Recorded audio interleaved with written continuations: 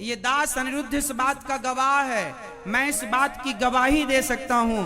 आज तक का रिकॉर्ड है, मैंने भगवान से जो कुछ भी भगवान ने दिया, मैंने इतना कुछ तो कभी मांगा ही नहीं था, कभी भगवान से कुछ नहीं मांगा। जो दिया भगवान ने वो उनकी कृपा से दिया। मैं छोटा था, मैं बचपन में गांव जाकर के गांव के प्रत्येक घर में जाकर भीख मांगा करता था। मैं बचपन में भीख मांगता था। मंदिर में जाकर रोज शंकर जी को जल चढ़ाकर तेल लगाकर उनकी पूजा करता था, आरती उतारता था, हनुमान जी की सेवा करता था, भगवान कृष्ण और राधा जी मंदिर था उनकी सेवा करता था। उस समय मेरी उम्र थी 14 साल 13 साल, मतलब 12 साल से लेके 18-19 साल तक मैंने मंदिर में पूजा की। लेकिन पूजा करता रहा, सवेरे 4 बजे जाकर नहाता रहा। कोई नहीं बोला मेरे से कि तुम जल्दी जागो। मेरे अंदर इच्छाएं थी कि मैं सेवा करूं भगवान की। सवेरे जल्दी जाकर हनुमान जी को नहलाता, भगवान शिव को नहलाता, भगवान श्री कृष्ण के चरण धोता, शालिग्राम भगवान को नहलाता, सब मंदिर के सभी को नहला धुलाकर उन पर तुलसी बिल्व पत्र चढ़ाकर पुष्प तोड़कर उनकी सेवा करता। और फिर सुंदर कांड का पाठ सुनाता था मैं हनुमान जी को रोज, शंकर जी को रोज। हनुमान जी और शंकर जी सामने ही थे, उनके सामने बैठकर रोज सुनाता था सुंदर कांड का पाठ करता था। आप विश्वास मानो ना मानो मेरी माँ, उस समय तक मुझे ये नहीं पता था कि मांगना क्या होता है, कुछ स्वार्थ भी होता है क्या भगवान से। मैंने पूजा की है पर भगवान से उस पूजा के बदले कुछ नहीं चाहा, कुछ नहीं चाहा। खूब हनुमान चालीसा का पाठ, सुंदर कांड का पाठ, पूजा करके फिर गैया लेकर मैं गांव में खेतों में जाकर गैया चराता था, गायों की सेवा करता था, गायों को प्यार करता था, कोई स्वार्थ नहीं था। आजकल तो आदमी गाय को एक रोटी खवाता है ना, तो गाय के भी पांव पड़ के बहुत कुछ मांग लेता है, गौ माता ये दे दो वो दे दो, खिलाए एक रोटी रहा।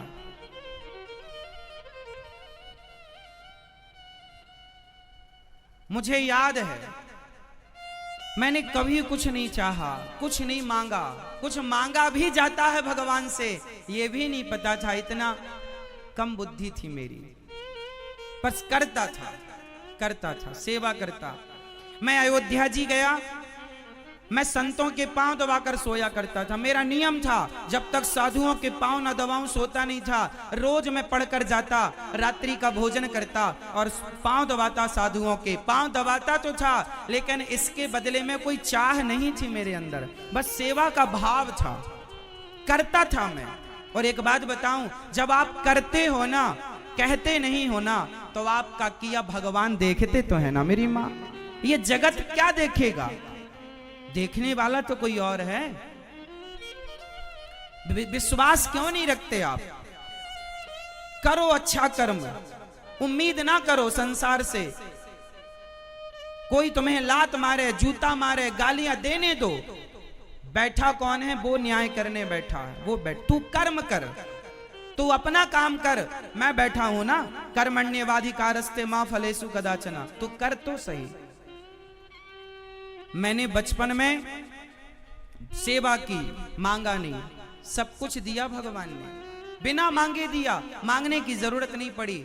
मेरे जीवन की जब मैं होश संभाला, तब मेरी माँ मेरे कंधे पर झोली लटका देती और कहती, जा बेटा गांव से भिक्षा मांग कर ले आ, क्योंकि खाने को रोटी नहीं थी। गांव में जाता, मैं घर घर जाकर के भिक्षा मांगता, कोई आटा देता, कोई चावल देता, कोई दाल देता।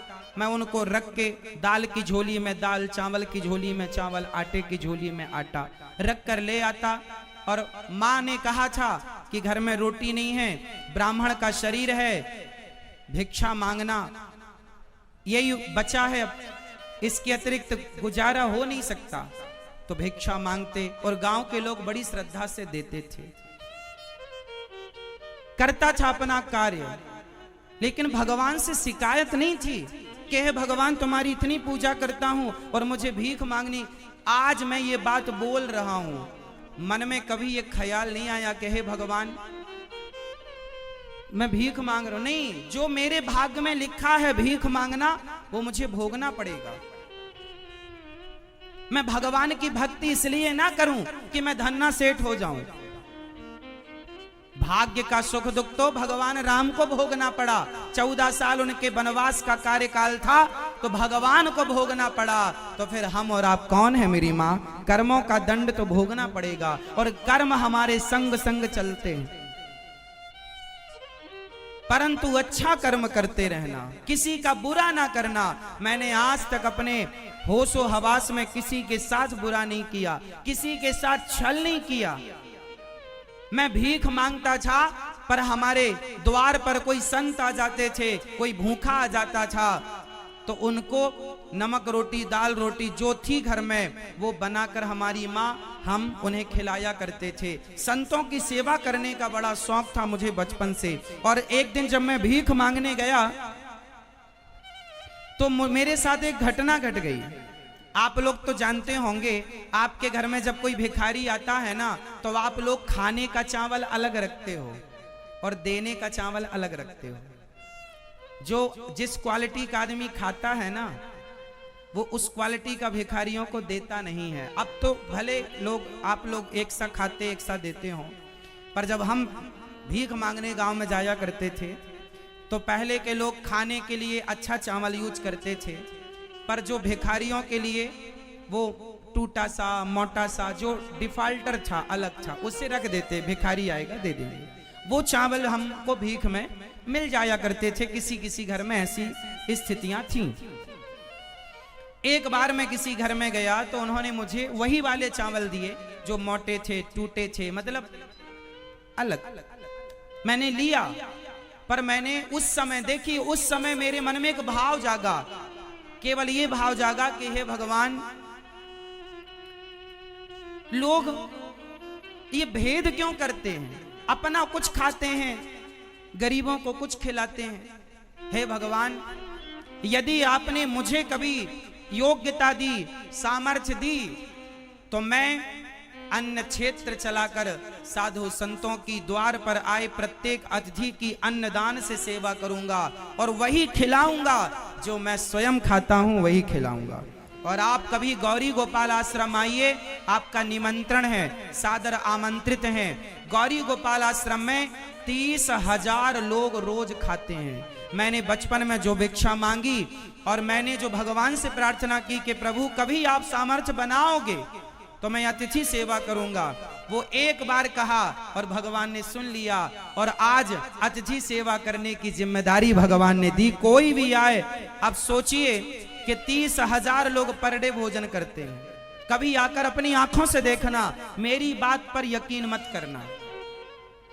अपनी आंखों को देखो, अपनी आंखों से 30,000 लोग सवेरे से लेकर रात्रि के 11-12 बजे तक, 2 बजे रात के भी कोई आए तो उसे भोजन मिलता है। गौरी गोपाल आश्रम ये अन्नदान की सेवा है।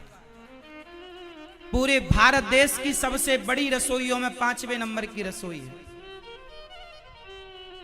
मैंने मांगा नहीं कुछ, मैं तो भिखारी था, भिखारी हूं।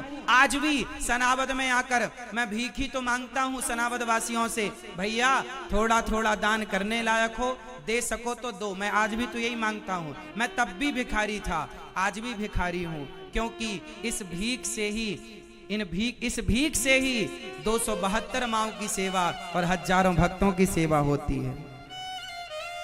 मैं कभी घमंड नहीं करता, क्योंकि मुझे अपनी औकात पता है। मैं एक भिख मंगा हूं, एक भिखारी हूं, और भिखारी की हैसियत कितनी होती है। भिखारी अभिमान करने के योग्य होता है क्या? भिखारी को अभिमान किसका होगा?